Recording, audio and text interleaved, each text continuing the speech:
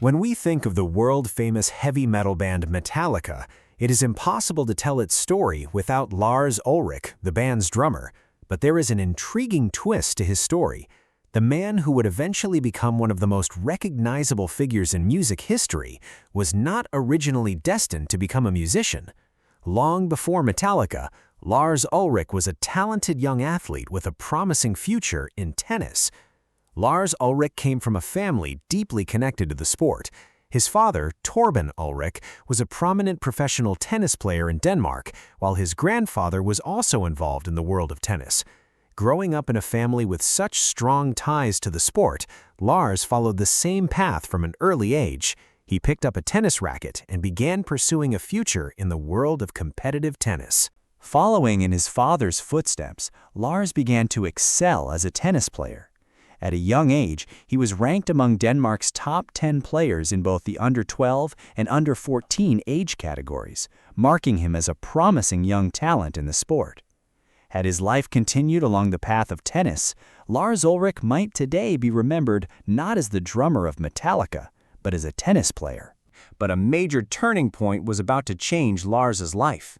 In 1980, his family moved to the United States, and during this period, his passion for music began to grow stronger than his interest in tennis. He became deeply fascinated by rock and heavy metal, spending more and more of his time collecting records and studying the performances of different bands. Eventually, Lars put down his tennis racket and decided to step fully into the world of music. As his passion continued to grow, he placed an advertisement in a newspaper in 1981 looking for musicians to form a band. That advertisement would lead him to James Hetfield. The two came together and began building what would become Metallica. What started as a small band would eventually grow into one of the biggest and most influential heavy metal bands in music history. The story of Lars Ulrich is a fascinating example of how the path we imagine for our future does not always become the path we ultimately follow. Born into a family of tennis players and once regarded as one of Denmark's promising young tennis talents, Lars eventually left the tennis court behind and entered music history as a drummer. Metallica would go on to become a world-famous heavy metal band, and at the center of that story was a young man who once chased his dreams on a tennis court before finding a completely different stage on which to make history.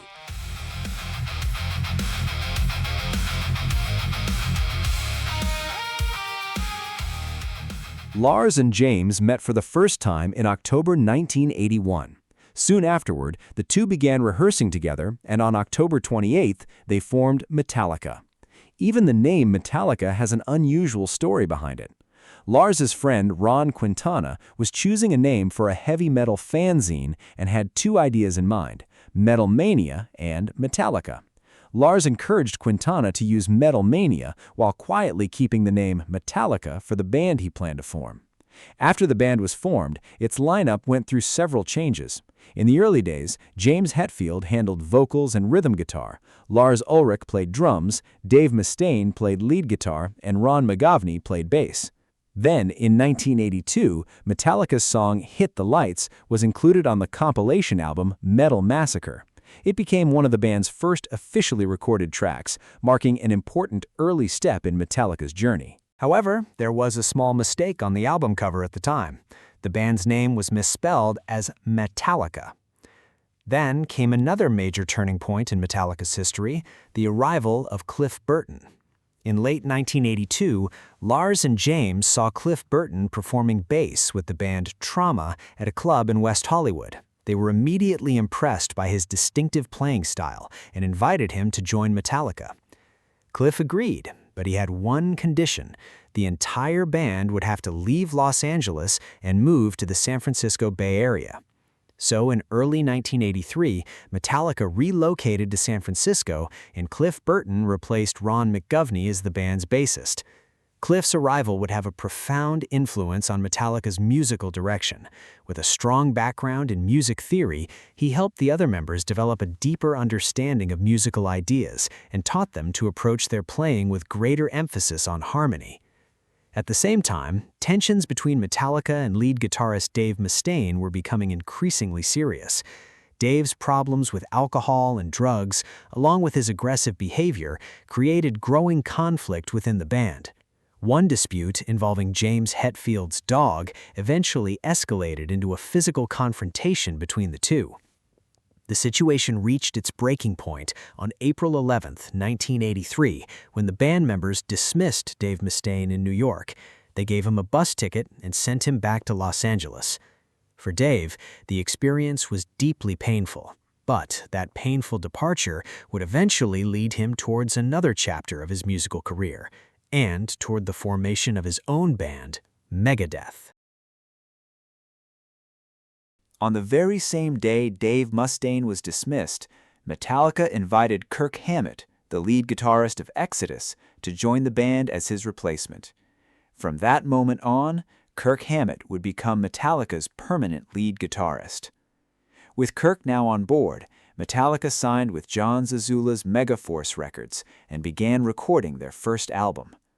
The album was initially planned to be called Metal Up Your Ass, with an album cover featuring a dagger emerging from a toilet bowl, but the record distributors rejected both the title and the proposed artwork. It was during this moment that a remark from Cliff Burton, referring to the people at the record company, inspired a new title. The album was ultimately named Kill 'Em All and was released on July 25, 1983. At first, Kill 'Em All did not achieve major commercial success, but among dedicated metal fans and tape traders, the album quickly gained a strong following. Its fast, aggressive sound would go on to become one of the foundations of the emerging thrash metal movement. Songs such as Whiplash and Seek and Destroy would eventually become more than just early Metallica tracks. They would become defining songs in the world of heavy metal. And so, the journey that began with Lars Ulrich's passion for music after leaving behind the possibility of a career in tennis was taking shape. Together with James Hetfield, Cliff Burton, and Kirk Hammett, Lars had helped build the foundation of a band that would become Metallica. Cliff Burton's tragic death would become one of the greatest turning points in Metallica's history. On September 27, 1986, during the European leg of the Damage Inc. tour, the band's tour bus skidded off the road and overturned near Dorarp in southern Sweden. Cliff Burton was killed in the accident at just 24 years old. The night before the accident, Burton and Kirk Hammett had drawn cards to decide who would choose their sleeping berth on the bus. Burton won and chose the bunk where he wanted to sleep. But when the bus overturned, Burton was thrown through the window and became trapped beneath the vehicle. He did not survive. The tragedy was a devastating blow to the entire band. James Hetfield, who was only 23 at the time, saw Burton's legs protruding from beneath the bus and was left deeply traumatized by what he had witnessed. For Metallica, Cliff Burton had been far more than a bass player. To James Hetfield, Lars Ulrich, and Kirk Hammett, he had been a mentor, a musical guide, and an important figure within the band. His loss would therefore affect Metallica not only musically, but also on a deeply personal level. After Burton's death, the band sought permission from his family and decided to continue Metallica. In their search for a new bassist, between 30 and 50 musicians came in to audition. In the end, they chose Jason Newsted of Flotsam and Jetsam. For Newsted, joining Metallica was a dream come true, but for the rest of the band, the circumstances could not have been more different. While Newsted was excited to become part of a band he had long admired, James Hetfield, Lars Ulrich, and Kirk Hammett were still devastated by the loss of Cliff Burton. They had also been given very little time to properly process the tragedy. Only around 20 days after Burton's ashes had been scattered, Newsted was already playing with the band. Rather than confronting their grief, the members often turned to heavy drinking as a way of masking the pain they were carrying. As the new member, Newsted also found himself subjected to hazing and ridicule within the band. He was tested and mocked through incidents such as being forced to eat a large ball of wasabi. More deeply, however, some of the anger, grief, and frustration surrounding Burton's death was directed toward the newest member of the group. Newsted's struggles did not end with the band's internal relationships. In 1988, he made his studio debut with Metallica on And Justice for All, yet the bass he had recorded was mixed so quietly that his playing was barely audible in the final album. Despite these difficulties, Newsted continued to perform and tour relentlessly with Metallica for years, but he never felt he was treated as an equal member of the band. After years of accumulating emotional and physical pressure, Jason Newsted eventually decided to leave Metallica in 2001.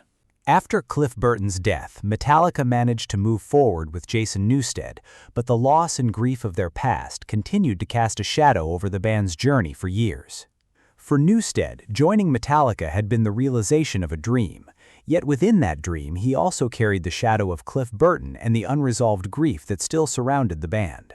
When Jason Newsted eventually left Metallica, the band was facing more than the loss of another member. Its internal relationships had also deteriorated severely. And as those tensions reached a breaking point, another controversy was about to place Metallica at the center of the music world once again, this time over the growing issue of music sharing on the internet. In 2000, Napster, the file-sharing service founded by teenager Sean Fanning, became a way for internet users to freely copy and share MP3 music files. At the time, an exclusive demo of Metallica's song I Disappear, recorded from Mission Impossible 2, was leaked onto Napster before its official release. After discovering the leak, Metallica took a strong stand against the service. In April 2000, Metallica sued Napster for copyright infringement, with drummer Lars Ulrich becoming one of the most visible figures in the case. The band also sought to have the accounts of 335,435 Napster users who were accused of illegally sharing Metallica's music blocked. Lars later testified before the United States Senate. But the decision came at a cost. Metallica faced fierce criticism from some of its own fans, with critics accusing the band of being greedy. Lars Ulrich, in particular, became the target of intense backlash from fans and internet users. But while the Napster controversy was unfolding, Metallica was also facing a crisis from within. By early 2001, the relationship between James Hetfield, Lars Ulrich, and Kirk Hammett had become deeply strained. Communication between the members had deteriorated to the point where even ordinary conversations had become difficult. Metallica's management team, Q Prime, recognized how serious the situation had become. In an effort to prevent the band from falling apart, they brought in Phil Towle as a therapist to help rebuild the relationships between the members. Yet the very first meeting took an unexpected turn. At the Ritz-Carlton Hotel in San Francisco, while the band members were meeting with Phil Towle, Jason Newsted suddenly announced that he was going to leave Metallica. By then, Newsted had spent years performing and touring with the band, but his frustrations over his position within Metallica and his lack of creative freedom had continued to build. One of the key issues was his side project, Echo Brain. Newsted wanted to pursue music outside Metallica, but James Hetfield strongly opposed the idea. The disagreement intensified the conflict between the two, eventually contributing to Newsted's decision to leave the band. For Newsted, this was another chapter in a long struggle to find his place within Metallica. Ever since replacing Cliff Burton, he had felt that he was never treated as an equal member of the band. When his freedom to pursue his own music was also challenged, the conflict reached a breaking point. In the end, Jason Newsted walked away from Metallica in 2001, closing another difficult chapter in the band's history. After Newsted's departure, Metallica continued to struggle with its internal problems. During this period, filmmakers Joe Berlinger and Bruce Sinofsky began documenting the band's situation, a project that would eventually become the documentary Some Kind of Monster. As filming continued, the conflicts within Metallica became increasingly visible.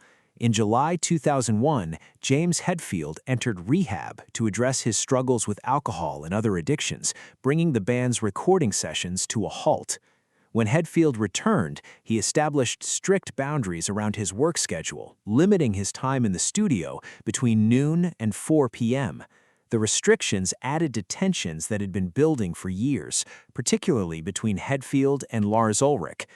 Their disagreements over how the band should work and where Metallica should go next grew into intense confrontations. For a time, it was no longer certain whether Metallica could even survive as a band. Through Phil Towles' therapy sessions, the members gradually began confronting the issues they had kept buried for years. But the relationship eventually reached another boundary when Phil began suggesting ideas for song lyrics during the recording process. James Hetfield felt that Phil had become too involved in Metallica's creative process and decided that it was time to end their collaboration.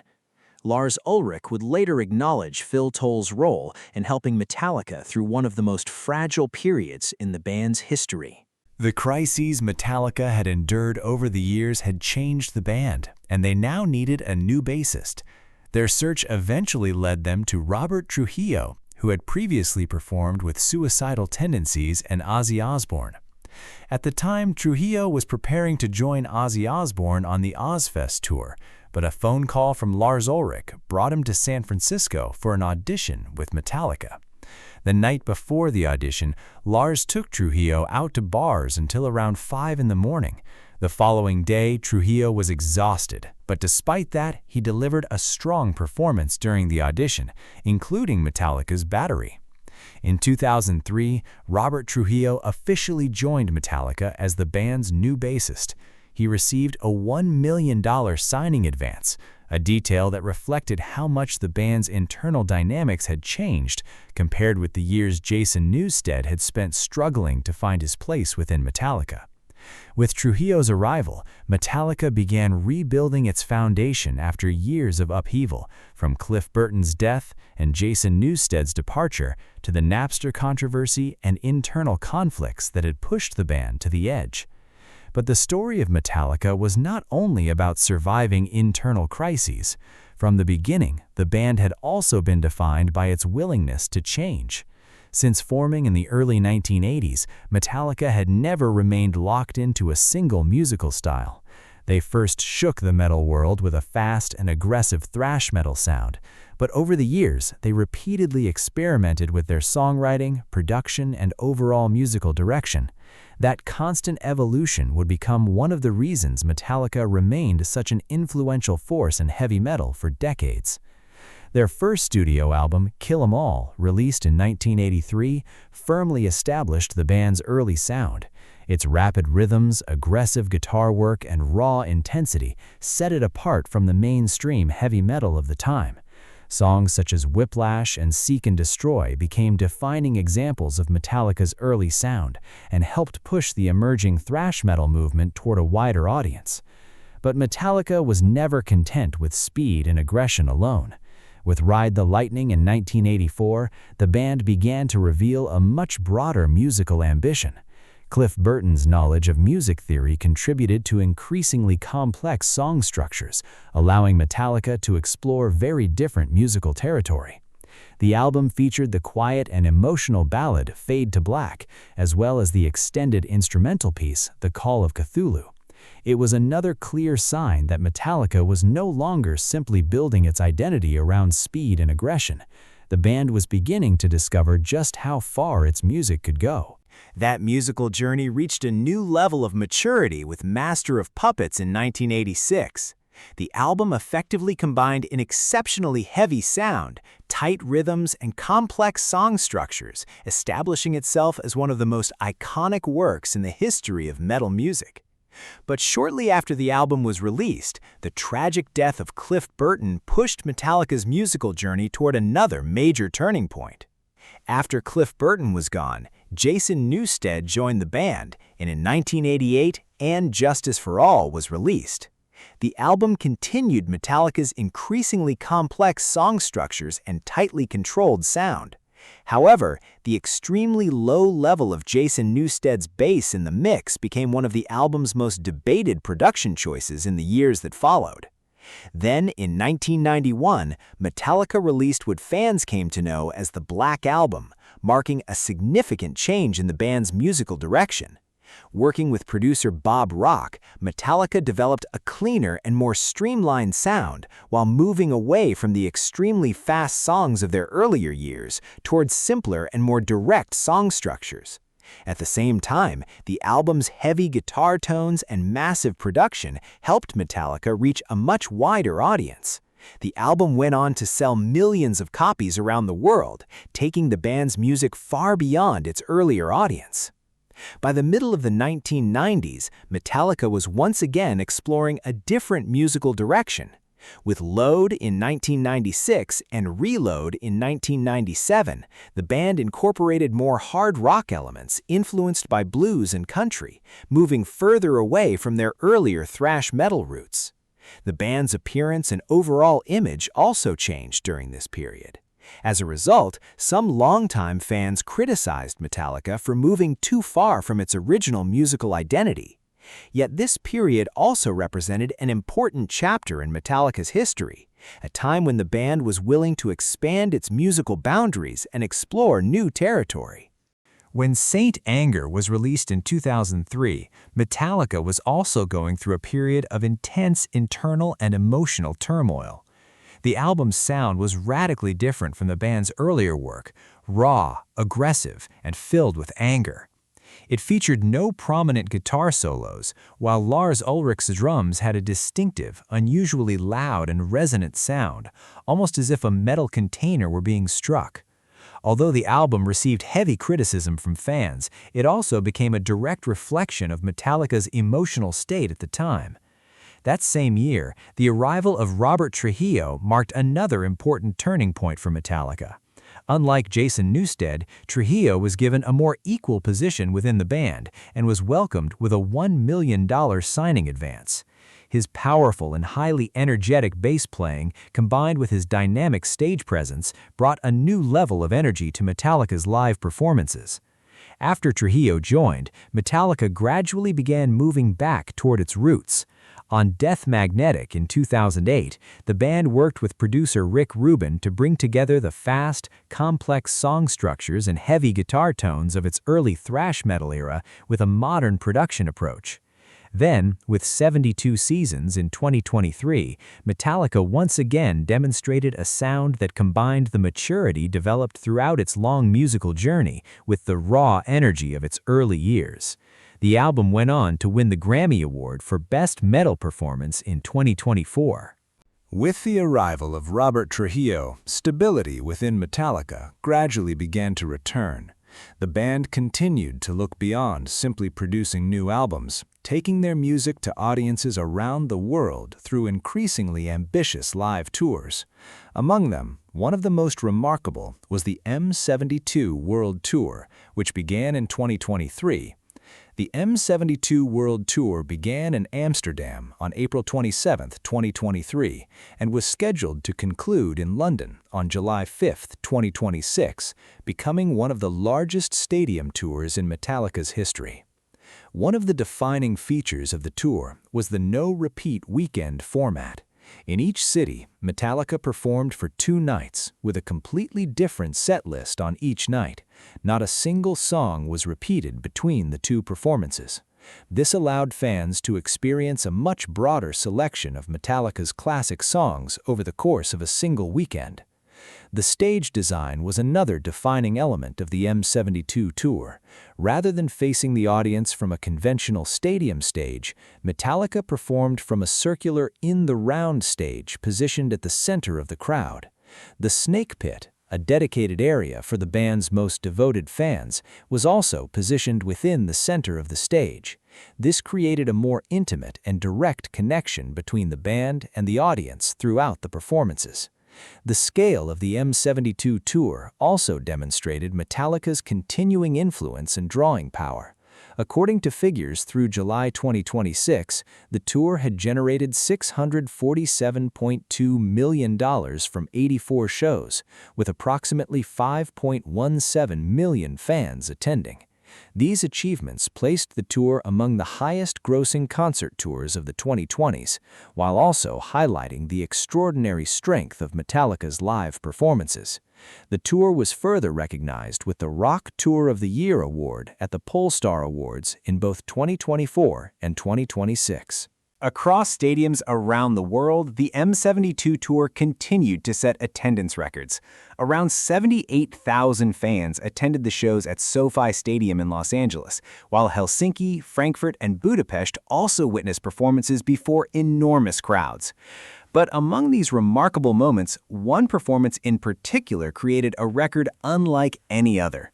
On May 7, 2025, at Virginia Tech's Lane Stadium, Metallica performed Enter Sandman as thousands of fans jumped and roared together. The resulting ground vibrations were detected by the Virginia Tech Seismological Observatory, which recorded the movement much like a small earthquake.